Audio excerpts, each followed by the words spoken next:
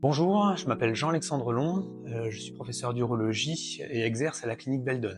À l'occasion de Movember, il nous a paru important de sensibiliser à la santé masculine.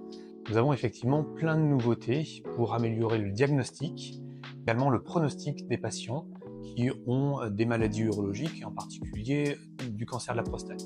Nous utilisons déjà depuis quelques années les ultrasons focalisés pour faire un traitement focal du cancer de la prostate. Mais tout dernièrement, nous avons acquis une technologie qui permet de réaliser des biopsies de la prostate très précises, ciblées, et en utilisant la voie transpérinéale, qui permet de diminuer notablement le risque d'infection, tout en étant plus précis sur l'obtention du grade et de la gravité de la maladie dans la prostate. Actuellement, les patients qui sont suspects d'avoir un cancer de la prostate ont une IRM prostatique, et c'est la première étape. Ensuite, avec leur IRM, avec potentiellement des cibles qui doivent être atteintes. Notre rôle, d'utiliser un outil qui permette de segmenter la prostate et de mettre à l'intérieur les cibles. Et dans un premier temps, donc on appelle ça la segmentation.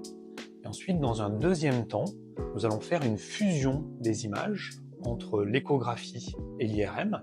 Et le troisième temps va être le guidage des biopsies, le guidage des aiguilles vers les cibles qui auront été fusionnées à partir de l'IRM. Cet examen est pour être précis dans le diagnostic. On sait que le cancer de la prostate est quelque chose de très fréquent chez l'homme, que près de la moitié des cancers de la prostate n'ont pas forcément besoin d'être traités tout de suite. Et c'est tous les patients qui ont des maladies de faible risque, où on sait que la maladie prendra du temps. Et l'important est de pouvoir bien classifier les patients pour pouvoir savoir si on peut leur faire bénéficier de la surveillance active pour qu'ils gardent au maximum toute leur qualité de vie, en particulier sexuelle, ou si la maladie est déjà trop grave et qu'elle nécessite un traitement.